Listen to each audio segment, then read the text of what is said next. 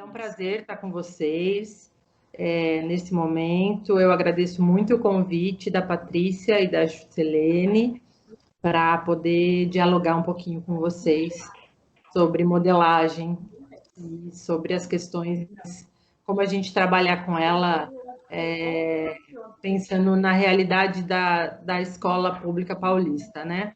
Estadual paulista. Então, prazer e agradeço enormemente o convite de vocês. Nós que agradecemos a sua disposição de estar aqui com a gente hoje, participando da formação, nos formando, né? A professora doutora Ana Paula, ela é livre docente na Unesp de São José do Rio Preto e é vinculada ao programa de pós-graduação da Unesp de Rio Claro. Ela é autora de diversos livros, entre eles o livro Modelagem e Educação Matemática, no qual a gente sugeriu a leitura do capítulo 2, lembra? Que foi o professor Marcelo que nos orientou, né? A professora, ela tem experiência na área de educação matemática, especialmente na formação de professores e em modelagem matemática. É coordenadora do grupo de pesquisa, diálogos e indagações sobre escolas e educação matemática. E hoje ela está aqui nos presenteando, né, com um pouquinho do seu tempo, com todo o seu conhecimento. Obrigada. Pode começar. Como eu comecei falando, né, eu vou falar um pouquinho para vocês, especificamente hoje, sobre a modelagem e o currículo paulista, né, sobre as possibilidades e desafios. Antes, porém, eu vou contar um pouquinho para vocês da onde eu falo, porque eu acho que daí fica um pouquinho mais fácil de vocês entenderem esse meu interesse pelo currículo paulista, tá? Eu sou formada na Unesp de Rio Claro, eu fiz graduação, mestrado e doutorado na Unesp de Rio Claro, mestrado e doutorado em Educação Matemática, e tanto no mestrado quanto no doutorado eu trabalhei com a modelagem matemática. Quem foi meu orientador foi o professor Marcelo Borba, que vocês conheceram numa live, né? Eu quase que emendei toda a minha formação, né? Graduação, mestrado, doutorado, então eu tive muito pouco contato com as escolas de educação básica. Foi muito superficial, eu trabalhei na EJA, eu trabalhei numa escola particular, e trabalhei um ano na prefeitura de Santa Gertrudes. Então, assim, com o estado de São Paulo mesmo, eu não tive contato, a não ser nos meus estágios supervisionados. E aí, em 2011, eu passei no concurso na Unesp de São José do Rio Preto para trabalhar especificamente com estágio curricular supervisionado, tá? E aí é que começam as minhas mudanças teóricas quando eu penso na questão da modelagem, tá? Essa é uma inspiração que eu tenho e que eu gosto de mostrar para os professores, que isso aqui é de uma tese, e a questão, né, é uma entrevista da professora Arlete, que é professora de prática de ensino em estágio supervisionado da Unesp de Rio Claro, e ela fala o seguinte: eu sempre resisti muito à ideia de adentrar uma universidade. Não só eu, como toda uma geração, acredito. Achávamos que a universidade era como um castelo de vidro, onde as pessoas ficavam elucubrando e não sabem, de fato, o que se passa na escola. Ainda hoje é assim. Se conversarmos com os professores que formam professores, percebemos que a grande parte deles não tem ideia do que acontece na escola básica. Então, a Arlete deu essa entrevista para a tese do Felipe Fernandes e eu me coloco nesse grupo de professores que não tinha muita ideia do que acontecia numa escola básica, tá? E, de repente, eu me vi tendo que formar professores para atuar na escola básica. Minha apresentação não está indo por algum motivo.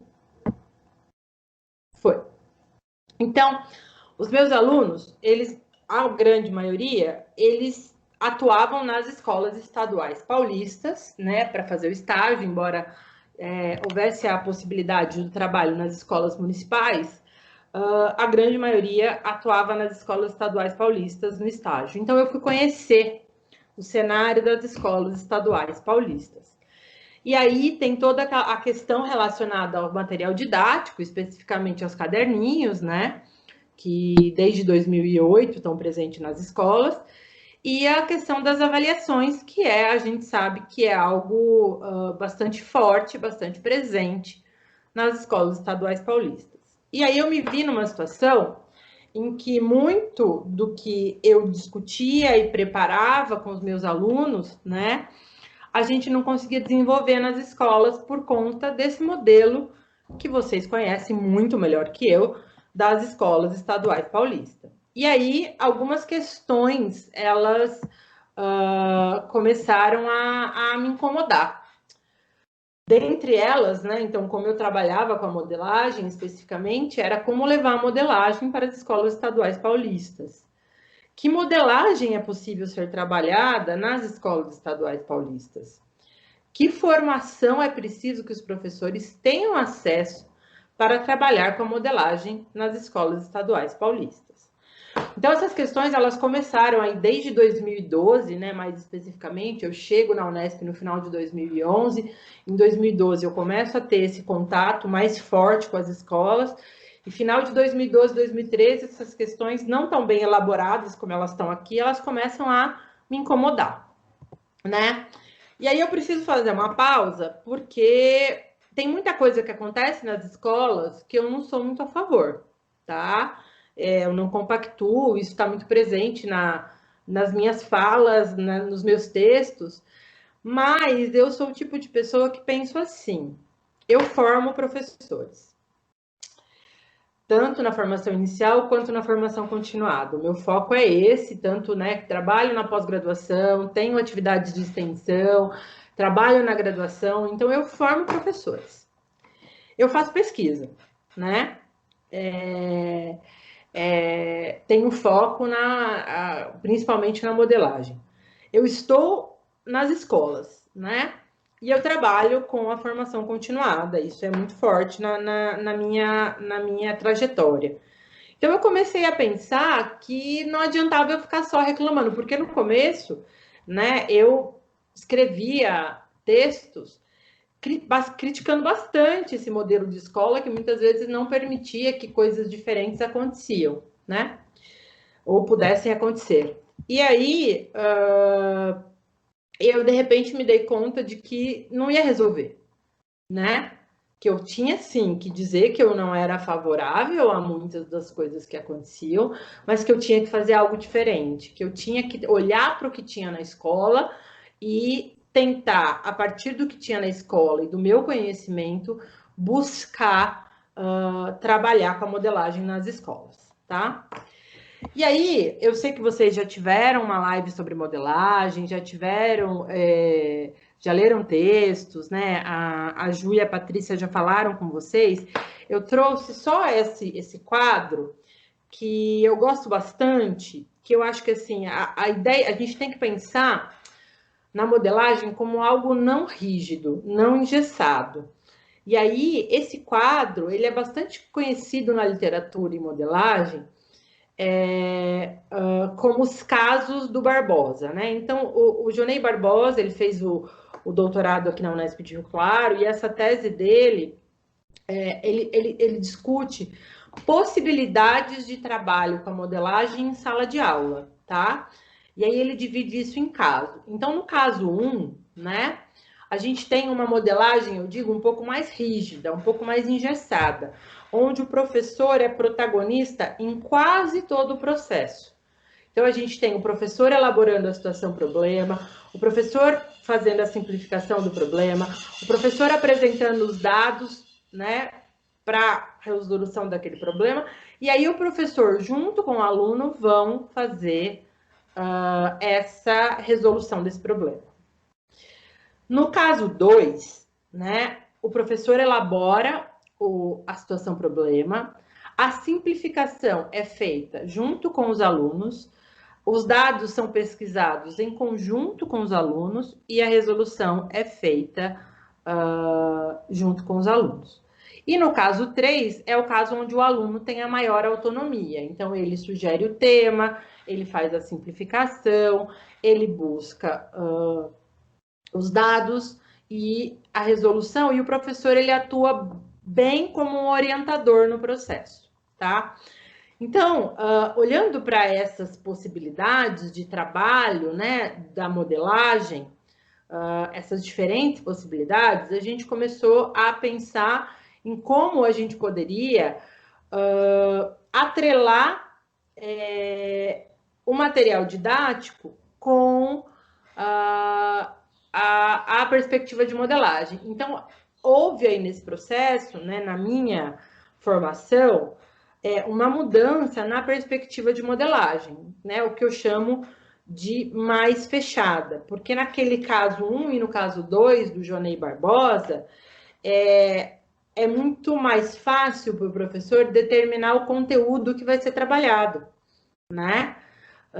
Então a gente começou pensar numa proposta mais fechada. Quando eu falo a gente, sou eu, meus alunos, meus orientandos, né? Numa perspectiva bastante dialógica. Então, o desenrolar da atividade é mais previsível para o professor, pois ele conhece de antemão a situação, problema e os dados disponíveis para a resolução.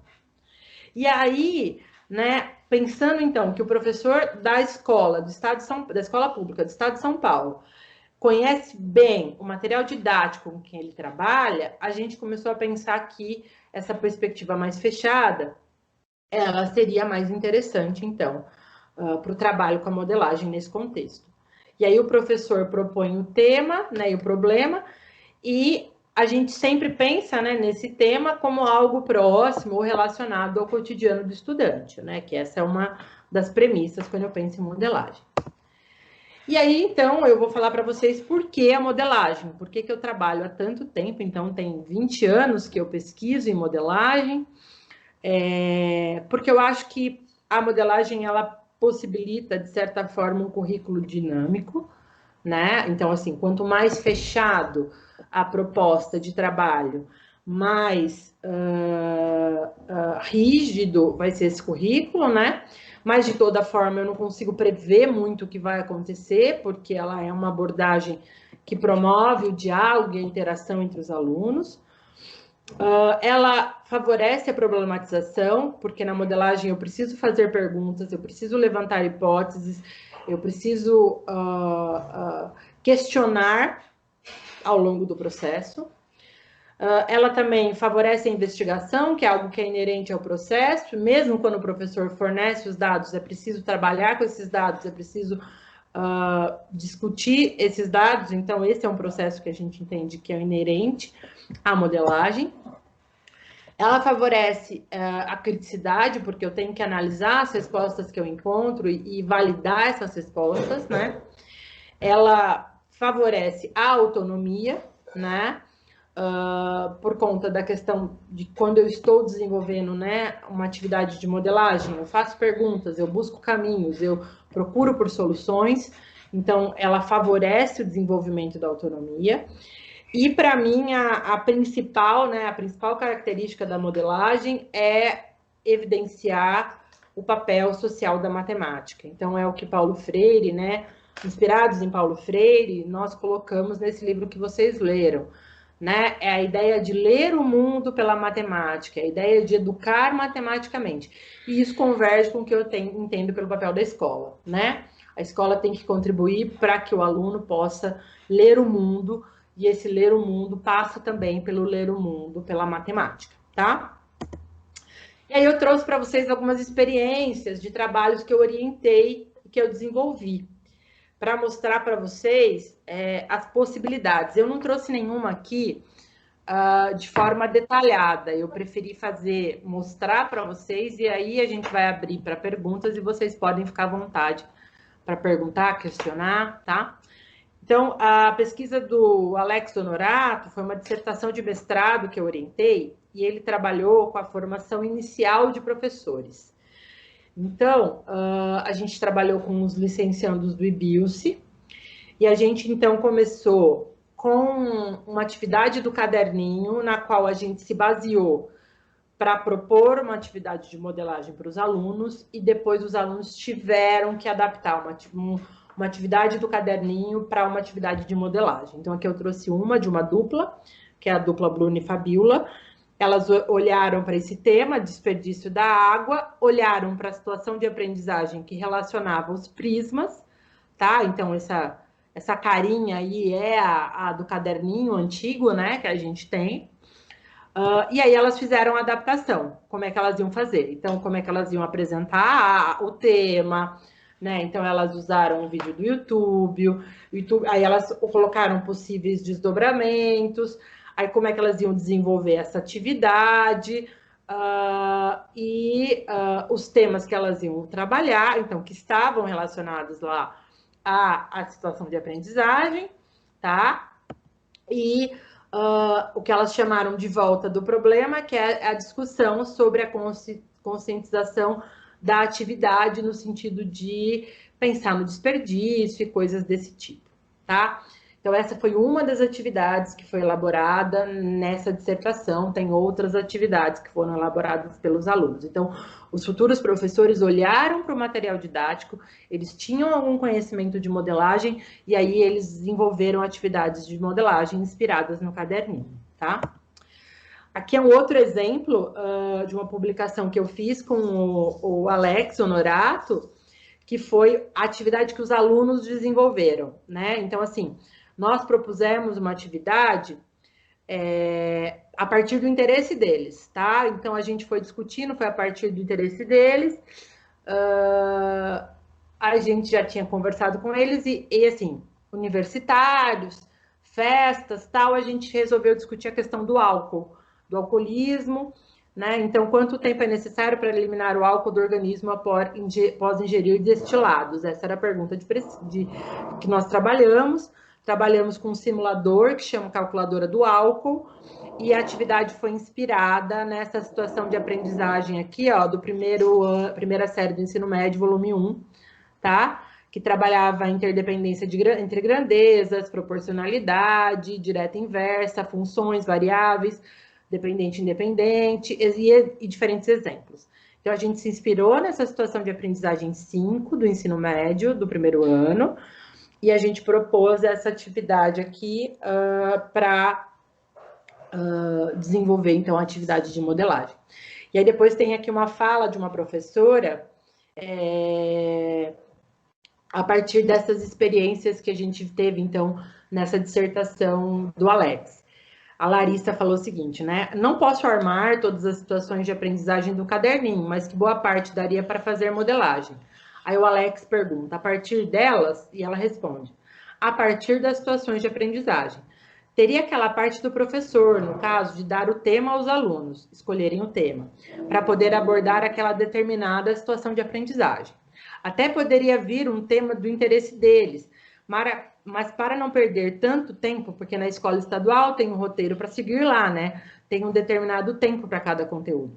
Para não perder tanto tempo, por exemplo, eu pensaria em um tema que eu acho que possa ser de interesse dos alunos e, de acordo com aquele tema, abordar a situação de aprendizagem para poder utilizar a modelagem e conseguir instigar a curiosidade dos alunos. Então, essa licencianda, a partir das experiências que nós vivenciamos, tanto eles desenvolvendo uma atividade, depois eles pensando numa atividade para desenvolver em sala de aula, ela chega a essa conclusão, tá? E aí eu trago, né, como eu disse para vocês, uma frase desse artigo que diz assim, ó, para nós, essa não é a situação ideal, pois acreditamos na autonomia do professor, assim como que cada contexto necessita de abordagens específicas. Ou seja, somos contrários a essa homogeneização imposta pelo governo do Estado de São Paulo. Entretanto, apresentamos possibilidades de tentar romper com esse modelo e entendemos que outras ações nesse sentido podem e devem ser investigadas. Desculpa.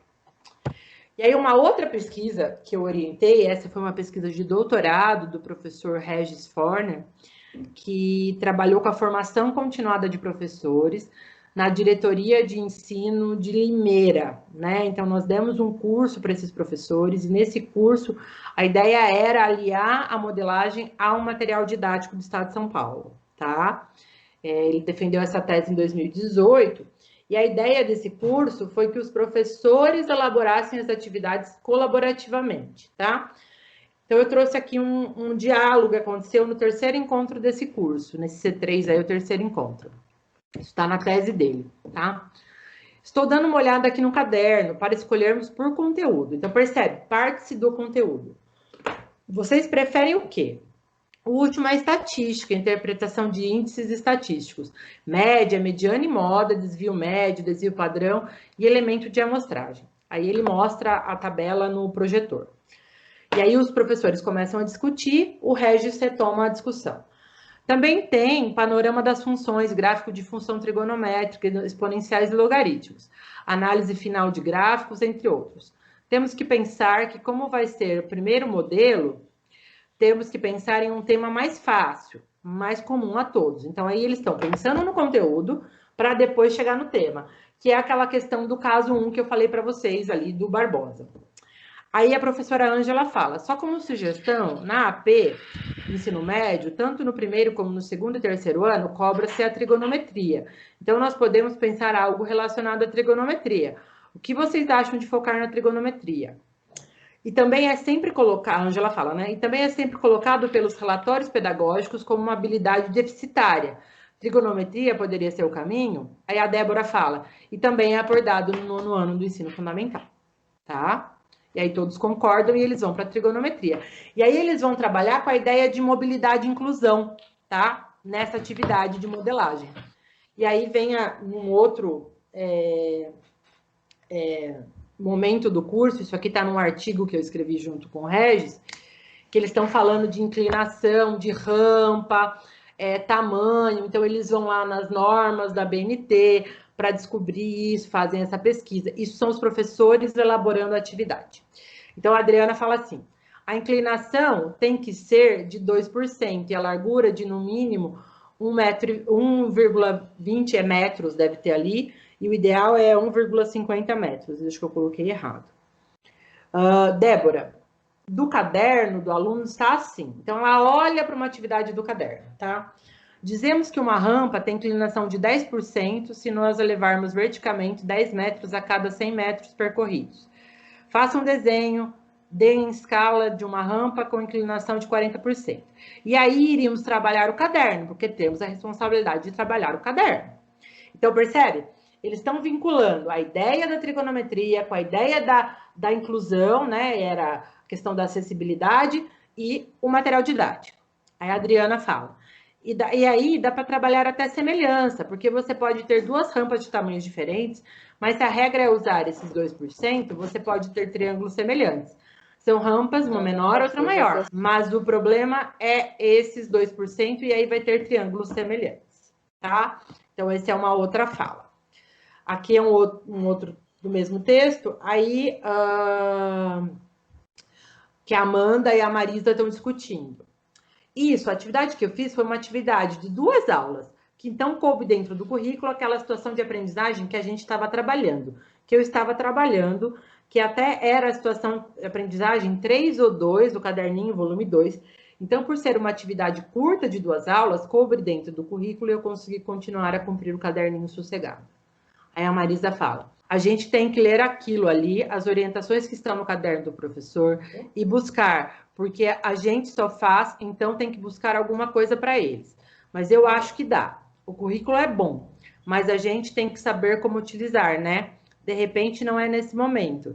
Tem que dar um conteúdo lá na frente e depois voltar, tá? Então eu estou mostrando para vocês aqui alguns diálogos que aconteceram nas pesquisas que nós temos desenvolvido, olhando para a modelagem e as possibilidades dela e os desafios que ela tem quando a gente pensa na realidade das escolas estaduais paulistas. E aí, eu trouxe aqui uma lista, só para vocês terem uma ideia de tudo que a gente tem feito, né, em termos de pesquisa e publicação, com relação a isso, né? Então, a gente tem focado, o meu grupo de pesquisa tem focado, eu estou orientando atualmente uma pesquisa de doutorado da Laís Braga, que fala justamente também foi a partir de um curso de formação que nós demos, e nesse curso, duas professoras elaboraram atividades e levaram para as salas de aula delas, das escolas públicas paulistas. E a Laís, essa minha aluna, ela acompanhou essa professora, porque o interesse dela é olhar para os alunos. Então, como que os alunos entendem o desenvolvimento dessas atividades de modelagem. Então, só para falar rapidinho dessas atividades que essas professoras desenvolveram, uma delas trabalhou com a questão da frenagem, né? Ela queria trabalhar com equação de segundo grau, e aí ela trabalhou com a ideia de frenagem, porque ela tinha muitos alunos que andavam de bicicleta, que iam para a escola de bicicleta, então ela trabalhou com essa ideia de o aluno, quanto tempo, né? Qual a distância e o tempo para a bicicleta frear. Ela partiu da ideia dos carros e chegou na ideia das bicicletas. Isso com alunos do 9º ano. E teve uma outra professora que queria trabalhar com a divisibilidade. Os alunos do 6º ano estavam com muita dificuldade nesse conceito de divisibilidade. E aí ela trabalhou com jogos e esportes, tá? Com a ideia de formar times, equipes, para diferentes jogos e diferentes esportes na sala de aula, né? Então, os alunos foram divididos em grupos, cada um olhou para um tipo de jogo ou esporte, então tinha dama, futebol, vôlei, basquete, a natação, que eu estou me lembrando são esses agora, posso estar esquecendo de algum. E aí os alunos pensaram em como montar equipes, e é muito interessante, né, porque os alunos são muito inesperados, e isso é da atividade de modelagem, eles começaram a questionar, professora, mas quem vai ser o juiz? Né? Então, quem vai ser o gandula? Então, eles começaram a pensar em possibilidades de montar equipes com o número de alunos daquela sala, aí não ia dar para montar as equipes, aí tinha que convidar outra sala, aí eles discutiram se tinha que convidar um aluno ou todos os alunos, enfim. Então, a gente tem bastante experiências acontecendo, né? Aqui tem mais um pouco de trabalhos que nós já publicamos, que nós já desenvolvemos, sempre buscando esse olhar dos trabalhos possíveis de serem realizados dentro da escola, né? Então, assim, esse tem sido o foco do meu grupo de pesquisa, tá? E aí, a gente se inspira muito em Paulo Freire, né?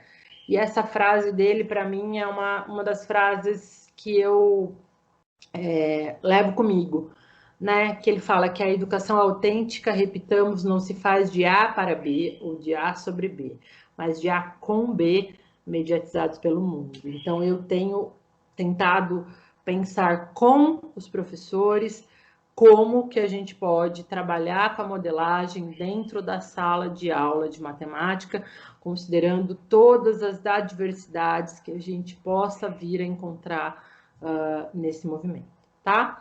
Então, era isso que eu tinha para falar para vocês. Eu fiz uma apresentação bastante curta, porque a ideia era realmente a gente conversar, tá? Eu optei por fazer uma fala curta, só para mostrar algumas coisinhas para vocês, e a ideia é a gente agora conversar, tá? Então, obrigada pela atenção. Paula, eu tô com a internet aqui péssima, mas eu só quero agradecer, viu, pela sua apresentação. Pessoal, que quiser perguntar, abre o microfone, tá? E pode perguntar, falar, comentar. Só dizer que eu posso depois disponibilizar tanto essa apresentação, eu posso enviar para o seu e-mail, Ju, como essas referências que eu passei. Aí, se algum professor tiver interesse, entraria em contato com você, mas pode entrar em contato comigo também, não tem problema nenhum, tá? Estou à disposição. Paula, muito legal sua apresentação. Acho que esclarece para nós um pouco dessa questão da modelagem com o currículo, que é uma das coisas que a gente tem muita dúvida de como fazer a modelagem a partir do currículo, sendo que já é um currículo engessado e a gente já tem aquele cronograma. Então, acho que colocar essa visão dos casos e a partir do professor elabora, o professor com o aluno, isso eu acho que ajuda bastante a gente a se organizar em questão da modelagem. Que prazer falar com você, Luana. Essa tem sido a nossa busca, sabe, Luana? Porque, assim, a escola, ela tem, é o que eu falei, ela tem os percalços dela e a gente tem consciência das dificuldades que o professor tem dentro da sala de aula, porque ele tem essa coisa do currículo que é importante, das avaliações, a gente sabe de tudo isso. Então, a gente não pode... É assim que eu tenho pensado, né? A educação e a formação. A gente não pode olhar para a formação de professores sem considerar o contexto onde esse professor está atuando. Então, a gente tem buscado fazer a formação aliada à realidade desse professor. É claro que a gente adoraria que pudesse ser mais livre. Eu acho que seria mais interessante, embora as pesquisas dizem que a gente tem que começar mesmo com atividades mais fechadas, porque os alunos geralmente assustam quando a gente propõe atividades abertas logo de cara, porque eles não estão acostumados. Então, assim, é todo um processo, né? Mas é claro que a gente gostaria que os professores pudessem desenvolver essas atividades mais abertas, do aluno escolher o tema e tudo isso. Mas se não for possível, que seja possível, pelo menos, ter alguma atividade diferenciada a partir do currículo. Causa para a gente, assim, uma dúvida, né, em relação à modelagem. Causa para mim, por exemplo, essa dúvida em relação à modelagem, de como organizar isso com a sala de aula, com o tempo e tudo mais. O que a gente vê é que, assim, as situações de aprendizagem, elas têm muito potencial para o trabalho com a modelagem. Claro que precisam ser feitos ajustes, mas elas têm potencial, tem as situações de aprendizagem que são bastante interessantes, né? A questão é como que a gente relaciona essas coisas, né? Então, relaciona situações do dia a dia, né? Situações de interesse dos nossos alunos com as situações de aprendizagem. Nós temos uma pergunta aqui no chat, Paulo. O professor Marcos deu bom dia e ele está perguntando se tem alguma experiência prática de aplicação da modelagem agora nesse momento de distanciamento social. Olha, que tem. Vou falar para você por que tem. Porque eu tô na comissão científica de um evento e eu recebi uma atividade, um trabalho para dar parecer. Então tem, mas eu ainda não sei falar sobre ela, porque eu ainda não li o texto. É que, assim, a experiência lá, o título do trabalho fala da pandemia, então eu imagino que tem alguma coisa assim. Mas eu não tenho nada muito concreto para dizer por conta que eu não li o trabalho ainda, entendeu? Então eu não posso falar, assim, mas eu imagino que tenha sim. Nós temos aqui bastante pessoal participando, escrevendo. Legal. A Lucineide, ela fala que ela ainda não se sente preparada para trabalhar com a modelagem e que ela acredita que ela precisa estudar um pouco mais. E é esse o nosso propósito, né, Paula? É estudar juntos. Eu já me coloco à disposição, se vocês quiserem que eu esteja presente com vocês em mais um momento para a gente pensar em alguma coisa juntos, talvez poderia ser um caminho aí. Então, eu me coloco à disposição. Eu entendo que não é natural, tá? Mas a gente percebe que os professores, eles ficam muito simpáticos à ideia de modelagem quando a gente discute mais especificamente. Obrigada. Tem mais duas aqui no chat. A Roselaine, ela colocou duas questões. Vou ler uma de cada vez, tá? ela coloca a primeira. A senhora apresentou diversos relatos de professores. Já relato dos alunos, se não, há relato dos próprios professores falando da participação da turma? Então, a pesquisa da Laís, que eu mencionei, ela está olhando para os alunos. A gente não tem os dados publicados ainda, porque ela vai qualificar agora em outubro. Mas o que eu posso dizer, como eu estou orientando o trabalho, estou bem próximo ao trabalho, o que acontece? Os alunos, eles gostam muito, tá? Eles gostam muito, eles têm dificuldade no começo, por conta disso que eu estou falando, né? Eles estão acostumados, os alunos, a um modelo de aula, que não foge muito daquilo que o professor está acostumado a fazer, então, muito relacionado ao material didático. Quando a modelagem, ela pressupõe que o aluno tenha um pouco mais de participação no processo, mesmo o professor propondo o tema. Então, por exemplo, aquele exemplo que eu dei dos jogos, o que a professora fez? A professora começou a sensibilizar esses alunos, tá? Então, ela começou a falar, como é que a gente faria se a gente tivesse que formar um time de futebol nessa sala? Então ela começou a fazer algumas discussões com eles, aí eles geraram uma situação problema. Então, os alunos geraram a situação problema. É claro que a professora estava direcionando porque ela queria discutir a questão da divisibilidade. Então, ela estava direcionando aquilo. E aí os alunos em grupos tiveram que resolver, né? E a professora não dava a resposta, a professora só apresentava os encaminhamentos para que eles chegassem à resposta. Então, por exemplo, a turma do futebol, né? A turma tinha 21 alunos, a sala.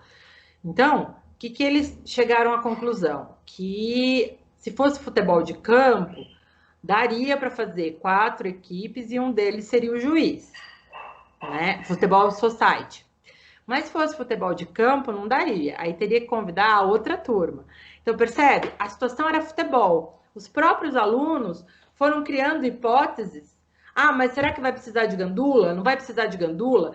E tudo isso pensando na ideia da divisibilidade, estava permeando o processo ali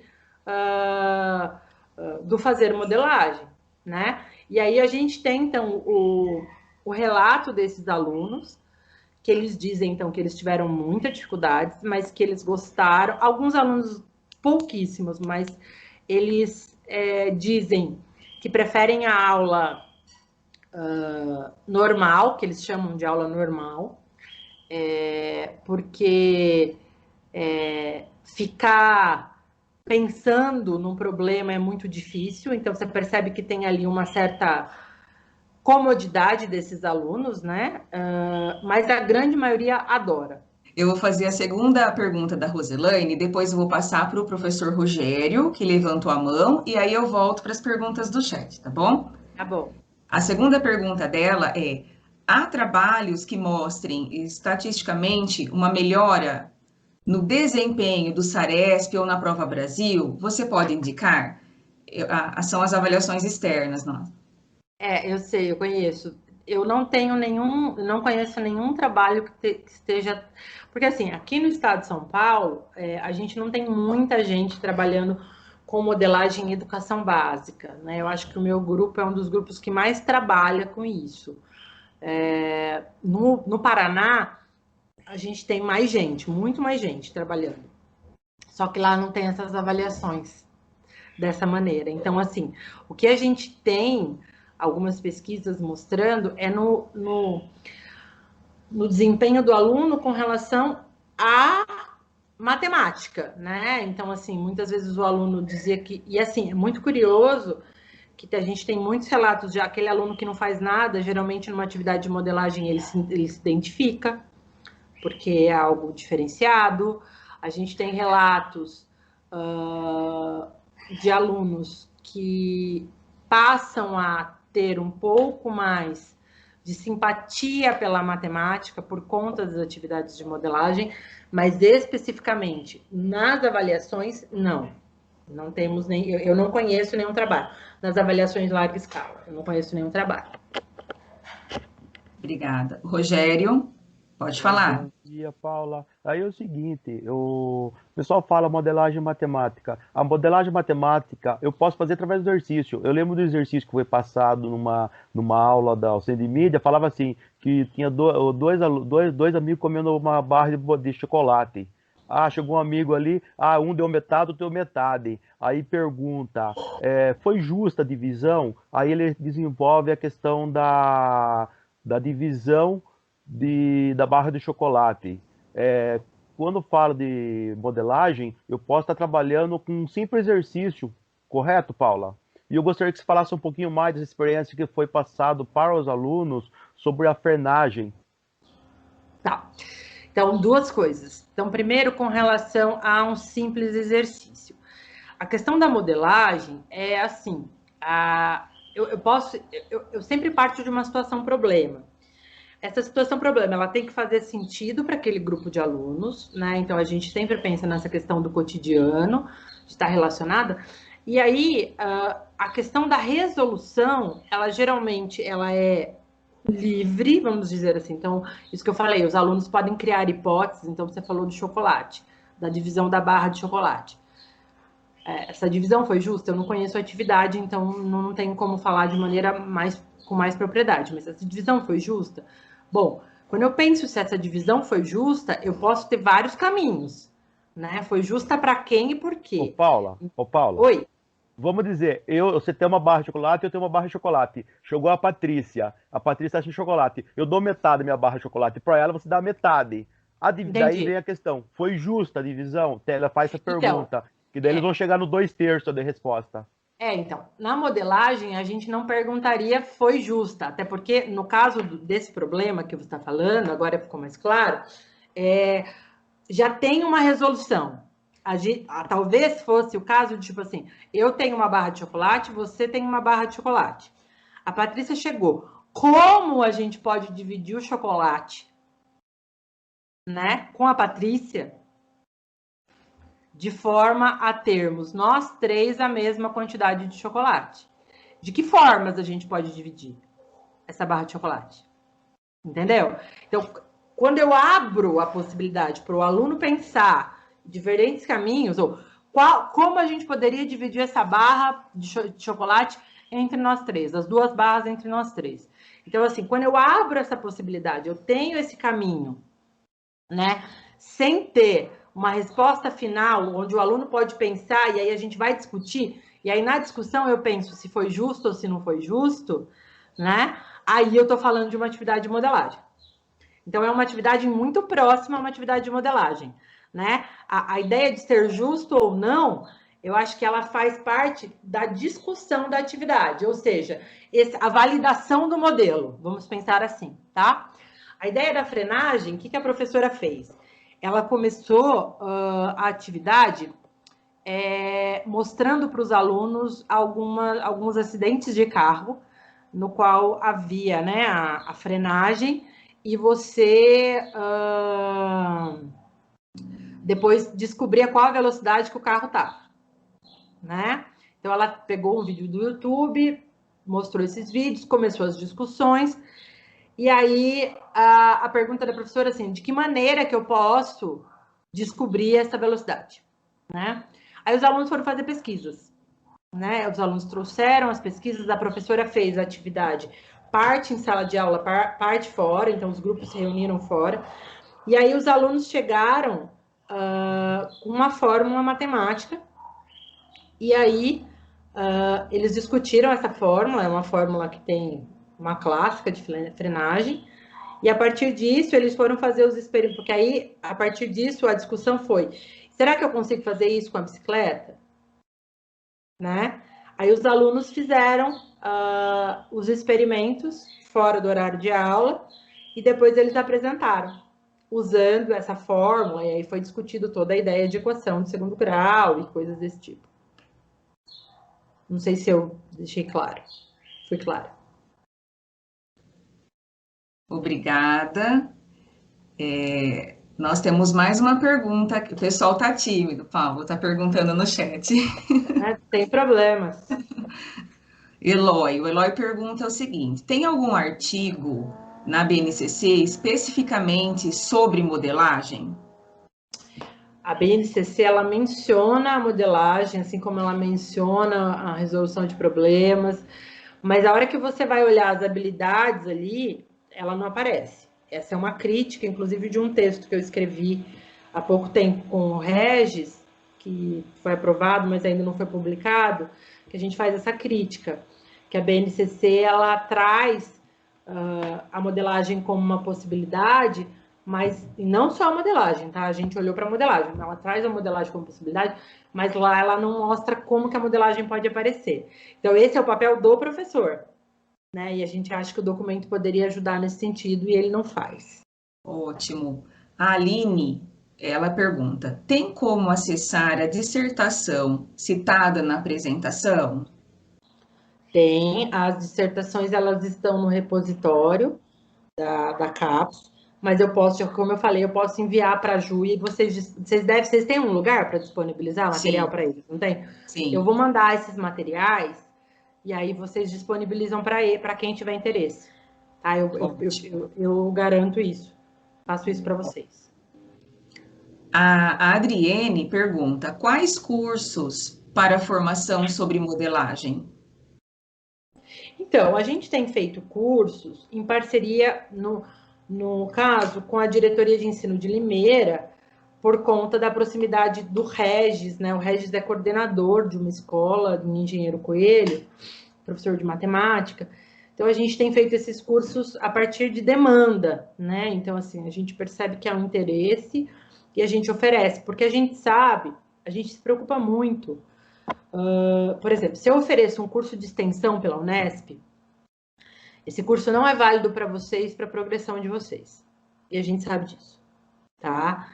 Então, o que a gente tem feito? A gente tem observado demandas das diretorias, e aí a gente faz esse curso via a EFAP, a escola de formação de vocês, para que o professor possa ter o certificado. Entendeu? Para que ele possa contar a carga horária na progressão. Porque a gente acha que nada mais justo que o professor possa, né, ser, eu acho que reconhecido por aquilo que ele fez na formação dele. Então, a gente não tem feito cursos de extensão de modelagem, porque a gente entende que essa é uma maneira que os professores não têm se interessado muito, e a gente entende que é por causa disso. Então, os cursos que a gente tem feito foram esses para a diretoria de Limeira, que era onde eu tinha maior contato até então. A gente está começando agora com essa relação com a diretoria de Piracicaba, e aí, é o que eu falei, a gente pode pensar em alguma coisa, mas aí a gente faz geralmente via de forma que o professor possa ter reconhecido o trabalho que ele fez no desenvolvimento do curso, tá? Obrigada, Paula. O Eloy, ele coloca aqui para gente: quantos de nós, professores, já fizemos atividades com modelagem, porém sem seguir as regras, né, e orientações? Isso sempre acontece nos cursos de formação, é muito engraçado. A gente apresenta, fala, aí os professores falam, mas a gente já fez modelagem.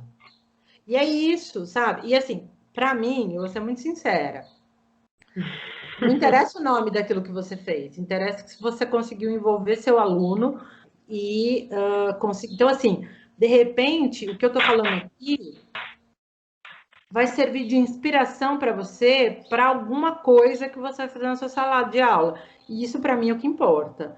Sabe? De verdade, o nome que você faz, como você faz, a rigidez, né? Eu acho que a gente em sala de aula, porque cada sala de aula é uma sala de aula. Cada aluno é cada aluno. A gente sabe, a gente dá aula para 4 sextos anos, um é diferente do outro. Então, a gente tem que pensar nisso. Às vezes, a gente tem uma empatia um pouco maior com uma determinada sala. Começa por aquela sala, uma sala que você... essa sala é mais participativa, essa sala é mais legal. A gente sabe que a gente olha para salas de maneira diferente, muitas vezes, porque elas são diferentes para nós, né? Por algum motivo. Então, assim, a atividade, uma clássica, gente, a atividade da conta de luz. Muitas vezes, a atividade da conta de luz, ela se transforma numa atividade de modelagem, né? A questão é a condução, ou seja, seu aluno vai ter espaço para questionar, seu aluno vai ter espaço para problematizar, seu aluno vai ter espaço para questionar a resolução que ele chegou. Se ele vai ter esses espaços para pensar, se ele vai estar desenvolvendo, de certa forma, autonomia, criticidade, a gente pode considerar que está sendo feita uma atividade de modelagem. O Frank, ele pergunta, em qual nível de ensino é mais fácil fazer modelagem, no fundamental ou médio? Eu acho que é indiferente. A gente fala que dá para fazer modelagem até na educação infantil, né? Então, eu trabalhei já com professores usando o EMAI, por exemplo, nos anos iniciais, e atividades. Então, assim, eu acho que tudo depende da tua expectativa e daquilo que você pretende discutir com o seu aluno, né?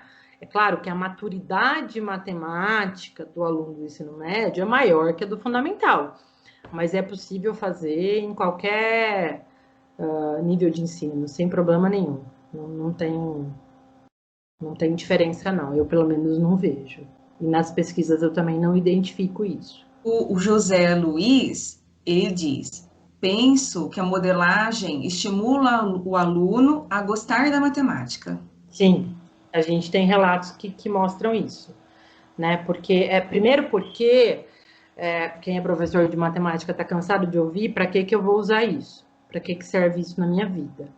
Né? Então, a gente consegue envolver o aluno, por exemplo, essa da frenagem, quando você pensa em equação, segundo grau, cara, os alunos odeiam, né, a parte algébrica. A grande parte dos alunos não gosta, não entende, acha essa questão muito chata. A hora que eles percebem que aquilo está relacionado com algo que eles fazem todos os dias, né, isso muda, essa relação com a matemática muda, o interesse deles muda, né? Então, assim, a gente costuma dizer que a curiosidade do aluno para a matemática, ela fica um pouco mais aguçada, né? E assim, gente, uma coisa que eu sempre gosto de frisar, eu não vejo que o professor tenha que trabalhar com a modelagem em todas as atividades do ano letivo. Por favor. Eu acho que, assim, algumas atividades, elas pressupõem uma possibilidade de trabalho com a modelagem mais natural que outras, né?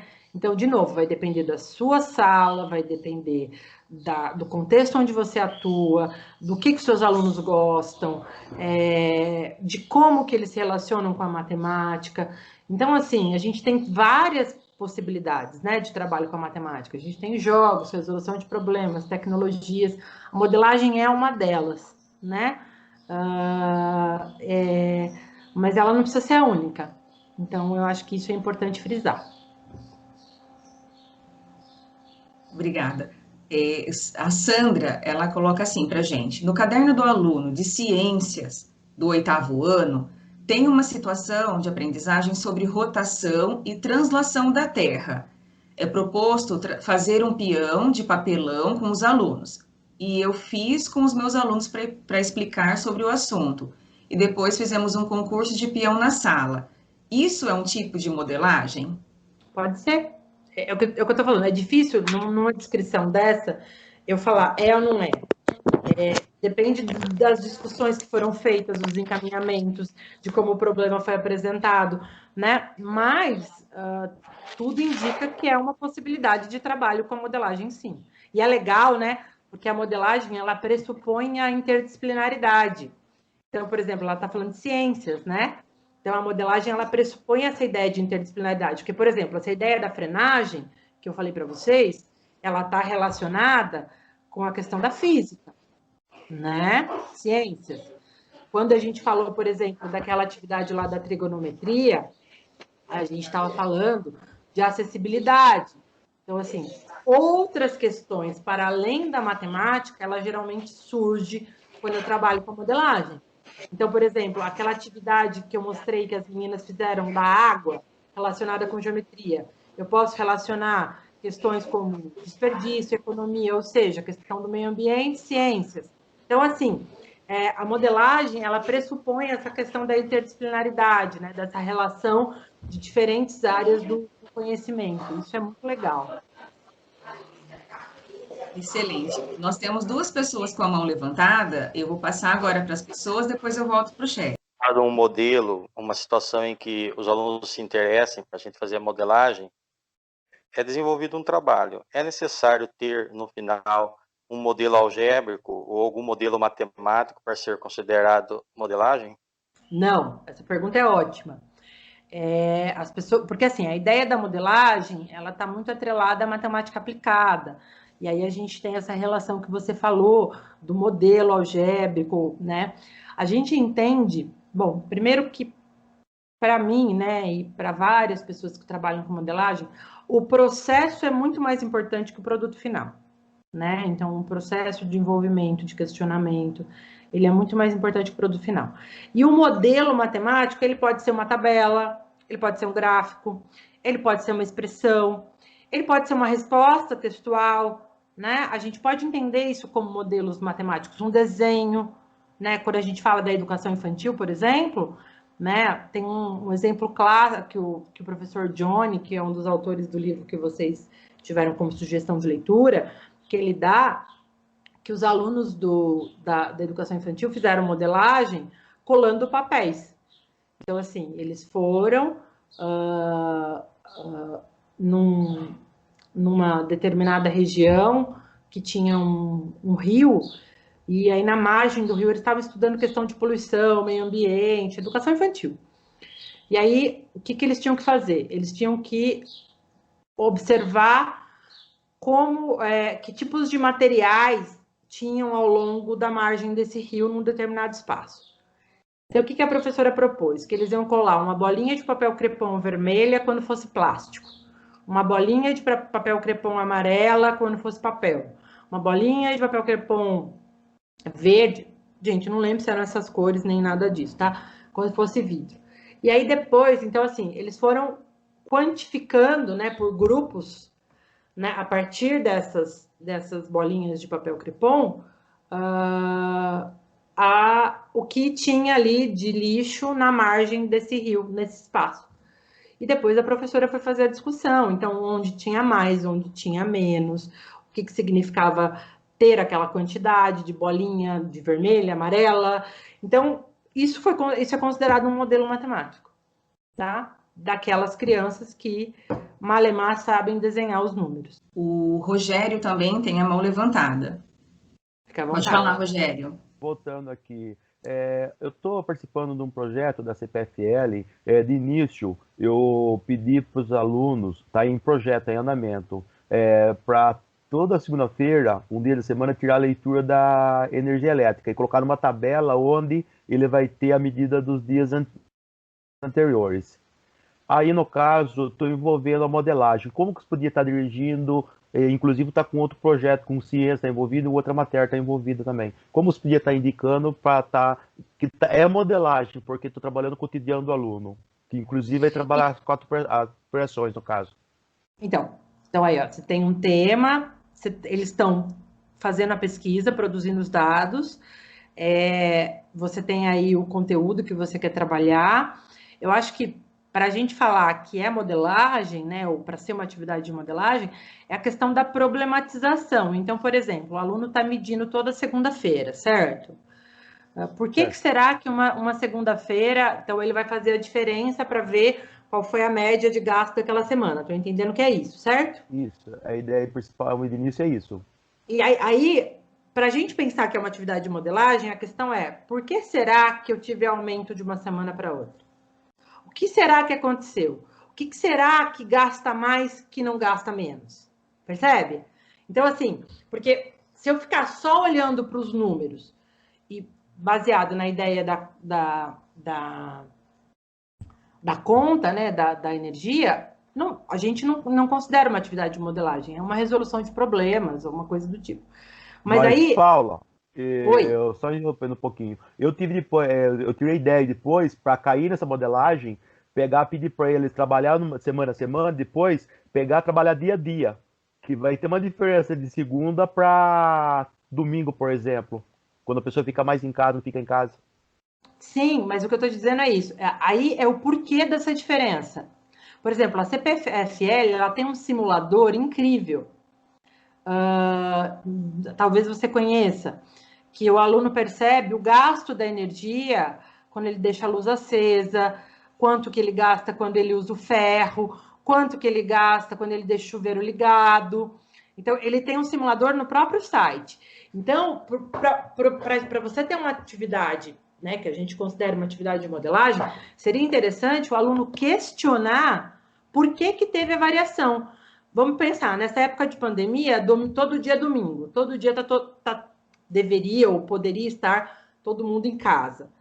Por que aumenta de um dia para o outro? Um dia ligou o ferro, um dia não ligou.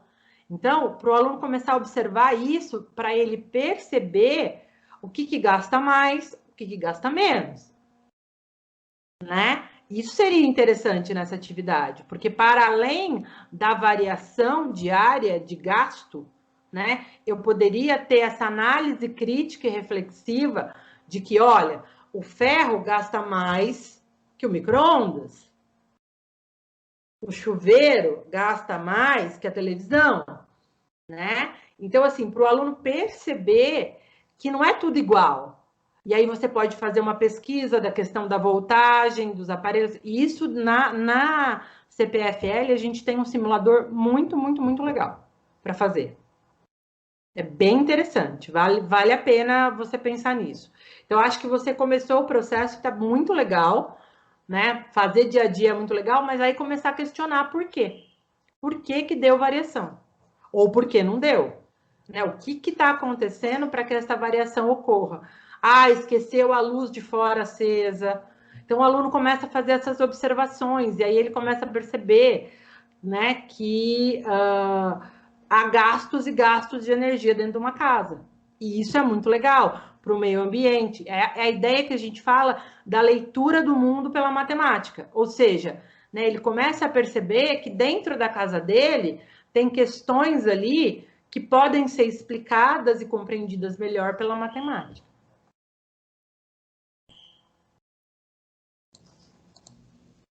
Obrigada. Eu vou falar agora mais alguns apontamentos aqui do chat. A Ana Maria Si, ela mostra para a gente o seguinte: acredito que melhora o interesse do aluno pela matemática.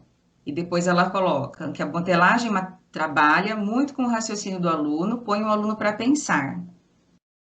E a Tatiane concorda que essas abordagens melhoram o interesse dos alunos.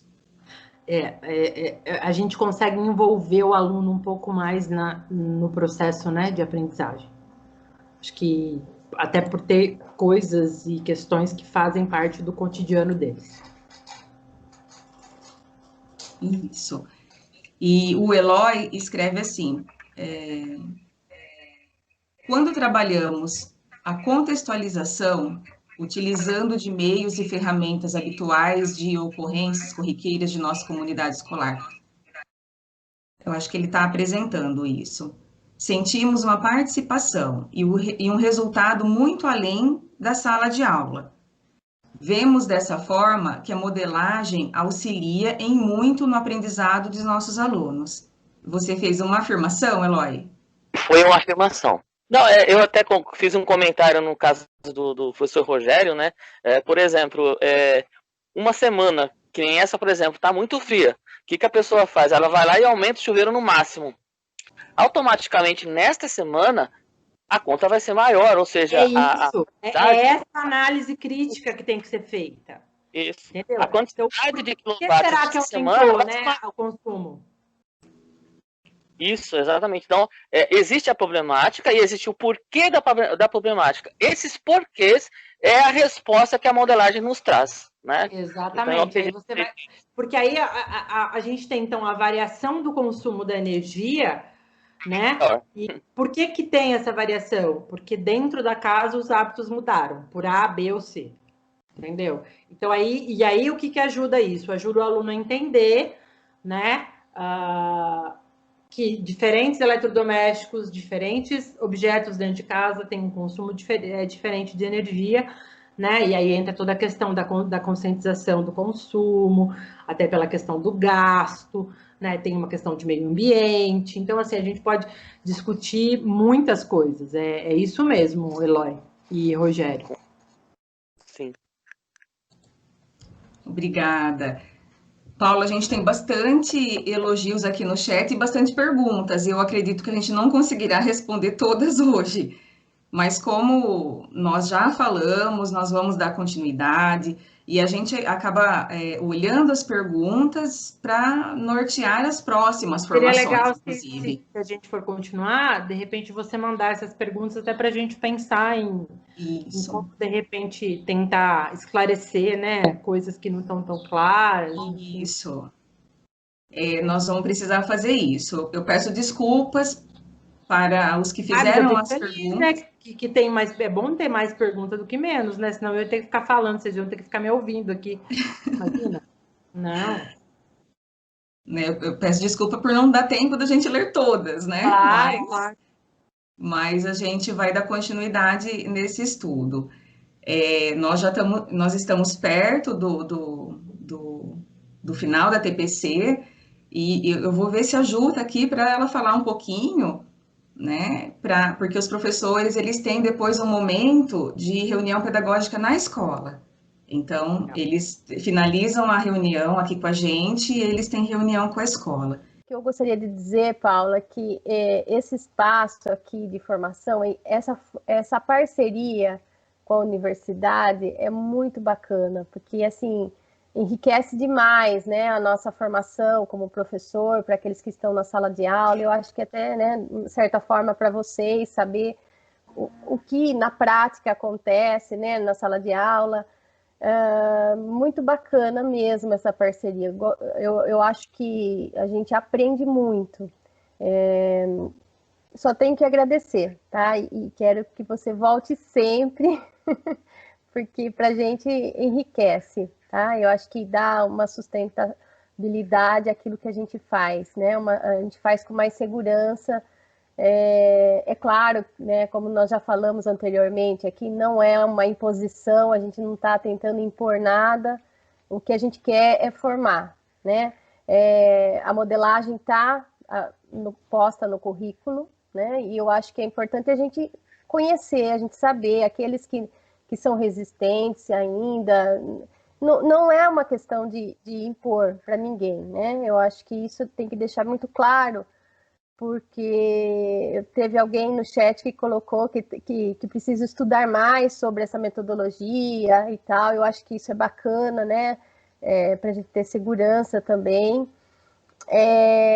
O que eu penso é assim, nós estamos estudando junto, aprendendo junto, usando, e temos que valorizar esse espaço que nós temos de formação para isso, para estudar, para se formar, porque somos professores, né?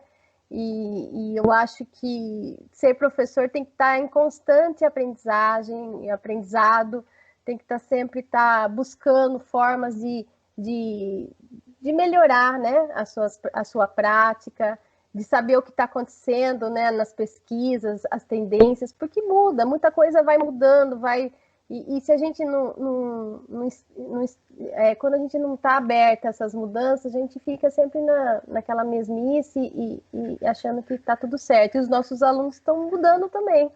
Então, acho que é isso, tá? Muito obrigada mesmo pela sua presença aqui conosco no dia de hoje. E as portas estão abertas.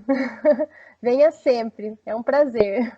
Eu estou à disposição, eu agradeço as perguntas, a acolhida de vocês. Assim, é aquilo que eu coloquei naquela frase da professora Arlete, né? E junto com a ideia do Paulo Freire, eu acho que assim, não dá para quem está formando o professor estar longe da escola. Então, para mim, é uma oportunidade de aprender com vocês, porque não adianta eu ficar na universidade, atrás do meu computador, criando teorias e sem olhar para a escola. Eu acho que é olhando para a escola, discutindo com os professores, é que eu vou conseguir, junto com os professores, mudar alguma coisa. Eu acho que não dá para a gente só reclamar, né? Eu acho que a gente tem que reclamar, eu acho que a gente tem que tentar mudar. Mas eu estou relendo um livro do Paulo Freire que chama Pedagogia da Esperança, né?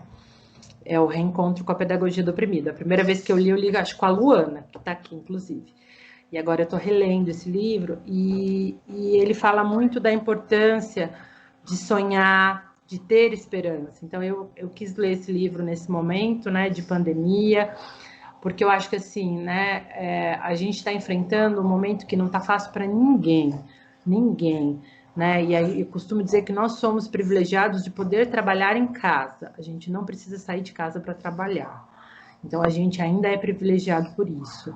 Mas a gente tem que ter esperança, a gente tem que sonhar e a gente tem que aproveitar, porque, olha, se não fosse essa pandemia, eu não estaria junto com vocês, né? Então, a gente tem que olhar sempre, né, ser poliana e olhar sempre o lado positivo dessas coisas, né?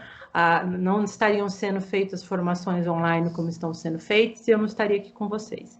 Então, eu só tenho a agradecer e dizer para vocês que eu estou à disposição para o que vocês precisarem, para a gente dialogar. O meu e-mail vai estar na apresentação, qualquer professor que quiser escrever para mim, para a gente dialogar, eu estou à disposição, tá? Agradeço muito, muito, muito a vocês, a atenção de vocês, as palavras de vocês, e principalmente essa oportunidade da gente pensar junto. Paula, eu também quero agradecer pela sua prontidão, por ter, assim, aceitado super rápido o nosso convite, né, e estar aqui hoje com a gente. Esse grupo nosso é um grupo muito bom, é um grupo que pergunta, e a gente sempre deixa muito claro para eles, perguntem mesmo, porque nós estamos estudando juntos.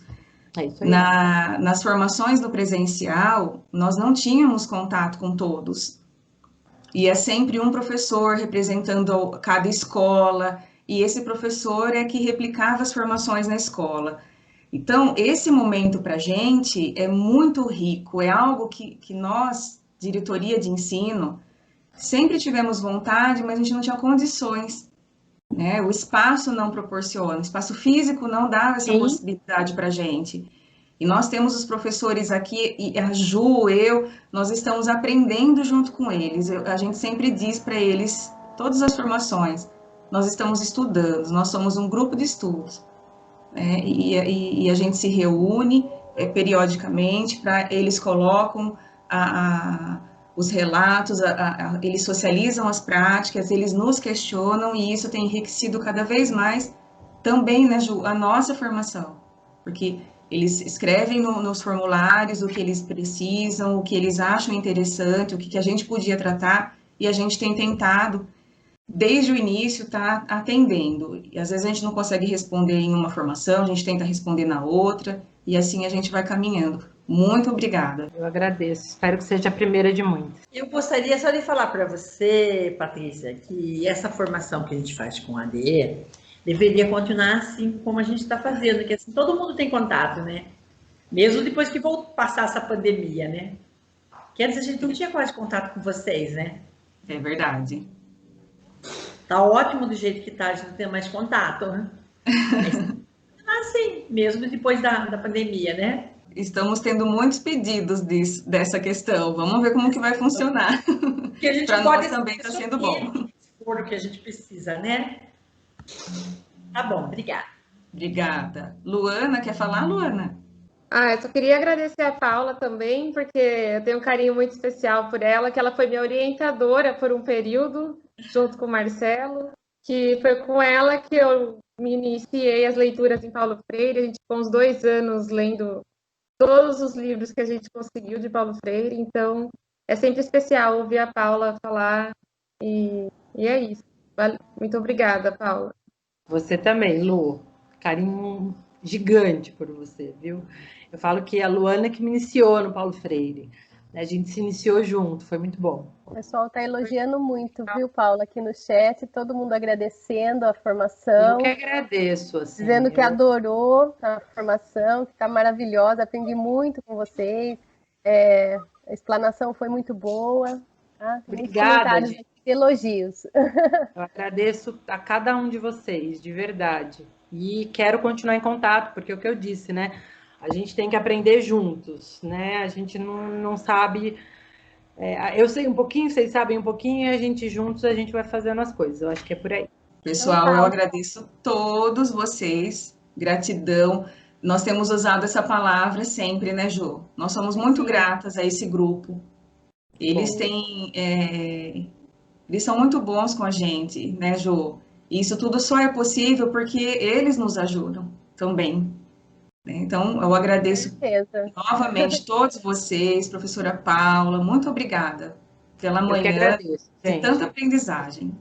Eu que agradeço. E aí eu vou...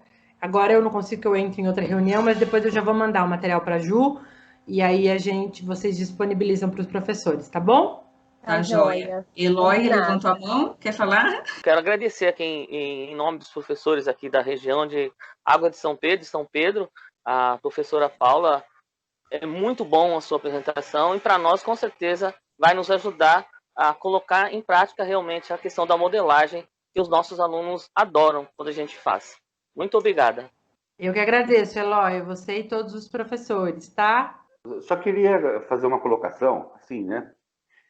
Eu sou professor GLS, que é giz, lousa e saliva, né? Modo tradicional. E eu acho muito bonito os projetos que são desenvolvidos, principalmente com a modelagem matemática, né? Eu já vi muito sobre isso, mas eu tenho dificuldade em desenvolver um projeto com um aluno protagonista, né? Com um aluno interessado, talvez por falta de empatia minha com a sala e tal. É um sonho, eu acho difícil acontecer, mas se tivesse assim, eu como monitor de um professor já experiente para trabalhar uma modelagem, né? Um professor que acompanhasse outros professores para ajudar, sabe, na prática, eu acho que seria muito legal. Eu acho que a gente ia dar um passo grande na matemática, né? Que é vista como vilã, é mal vista por muitos na sociedade, né? Matemática, é difícil, matemática, você é louco, deve fazer matemática, sempre isso a gente ouve, né? Então, o trabalho tradicional, eu gosto de fazer o tradicional, é o que eu consigo fazer. Agora, eu estou fazendo um projeto.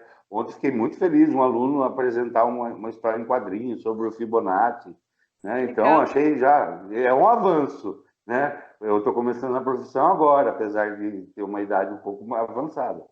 Mas, assim, seria um sonho se alguém me acompanhasse durante o projeto de uma modelagem matemática. É só isso que eu queria colocar. Carlos, nós já fizemos isso, o meu grupo já fez isso, tá? A gente fez as formações e a gente se colocou à disposição dos professores que quisessem que nós acompanhássemos eles nas atividades. Então, assim, isso não é tão impossível assim, não, tá? Primeiro que, assim, igual você fala, eu tenho dificuldade, né? Acho que o primeiro passo é igual você... assim, todos nós temos dificuldades, né? Então, assim, se colocar como um aprendiz, né, tentando mudar. Eu acho que esse é o primeiro passo e acho que é isso que você está buscando. Então, as coisas podem acontecer. É um primeiro passo de muitos, mas o primeiro você já deu. Então, nós vamos encerrar, tá? Esse momento de formação, agradecendo novamente. Que todos tenhamos um ótimo dia de trabalho e um ótimo restante de semana. Gente, beijo para vocês, um ótimo fim de semana e final de semana, tá? Fiquem com Deus e foi um prazer. Obrigada. Tchau. Prazer. Obrigada, tchau. Paula. Tchau. Tchau.